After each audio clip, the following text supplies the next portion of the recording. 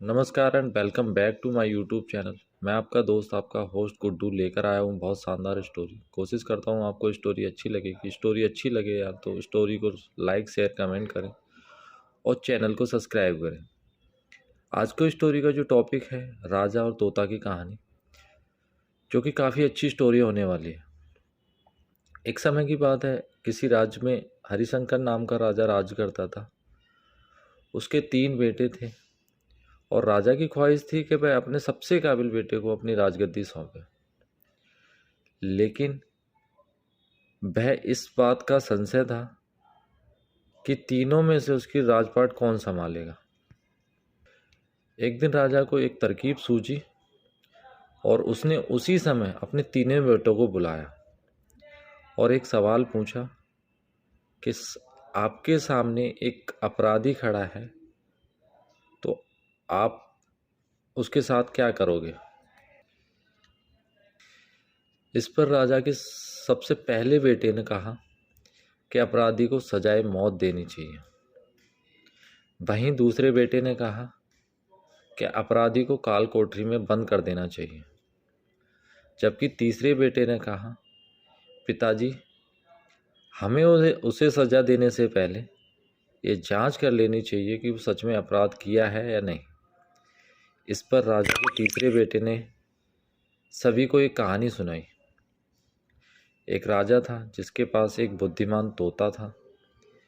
एक बार तोते ने राजा से कहा, महाराज, मुझे अपने माता पिताजी से मिलने जाना है। राजा ने तोता की बात नहीं मानी और तोता भी हार नहीं माना। वह लगातार राजा से जिद करता रहा कि उसको अपने माता पिता से मिलने जाने दिया जाए। अंत में राजा ने उसकी बात मान ली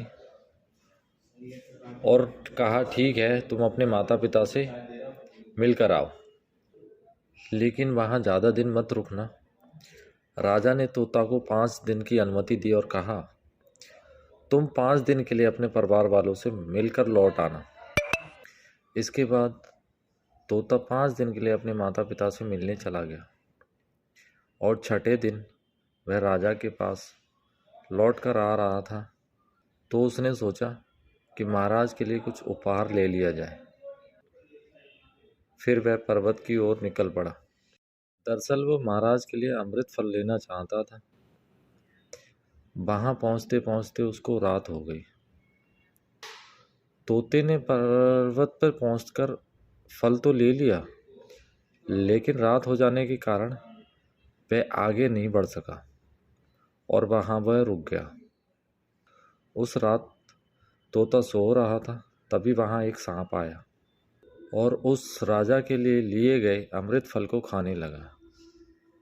सांप ने फल खाया और फल में जहर फैल गया। हालांकि तोते को इस बात की भनक तक नहीं लगी। अगली सुबह जब वह जगा तो फल लेकर महल की ओर चल पड़ा। जब वह महल पहुंचा तो खुशी खुशी सीधे राजा के पास गया और कहा, महाराज, मैं आपके लिए अमृत फल लेकर आया हूँ।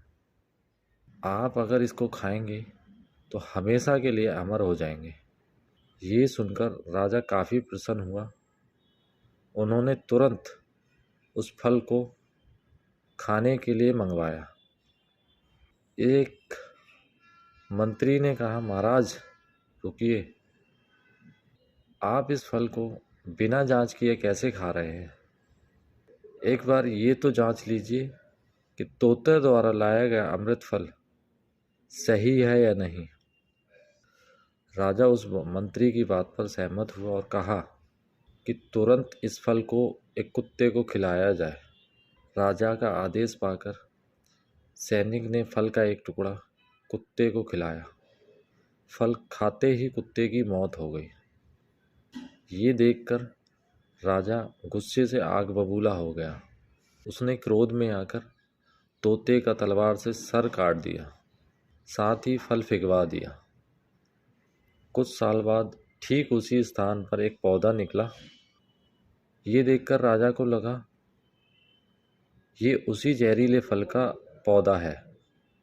उसने सभी को आदेश दिया कि उस पेड़ का फल कोई भी नहीं खाएगा। कुछ दिनों बाद एक वृद्ध व्यक्ति उस पेड़ के नीचे आराम कर रहा था। उसे काफ़ी ज़ोर से भूख लगी। उसने उसी पेड़ का फल तोड़ा और खाने लगा। फल खाने के बाद बूढ़ा व्यक्ति एक जवान व्यक्ति के रूप में बदल गया। राजा ने जब ये देखा तो वह आश्चर्यचकित हो गया। उसने समझ आ गया कि वह फल जहरीला नहीं था। उससे बहुत बड़ी गलती हो गई। उसने बिना सच्चाई जाने तोते को मार दिया। इसको लेकर राजा को बहुत पछतावा हुआ। इसके लिए वह मन ही मन खुद को कोसने लगा।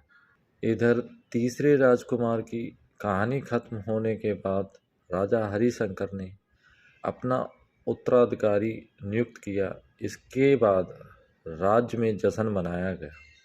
इस कहानी से हमें सीख मिलती है कि हमें कभी बिना जांच किए किसी को सज़ा नहीं देनी चाहिए। होप करता हूँ दोस्तों आपको ये वीडियो अच्छी लगी होगी, आपको ये स्टोरी अच्छी लगी होगी। यार स्टोरी आपको अच्छी लगी है तो स्टोरी को लाइक शेयर कमेंट करें और चैनल को ज़्यादा से ज़्यादा सब्सक्राइब करें। आई होप काफ़ी मज़ा आएगा आपको। धन्यवाद दोस्तों।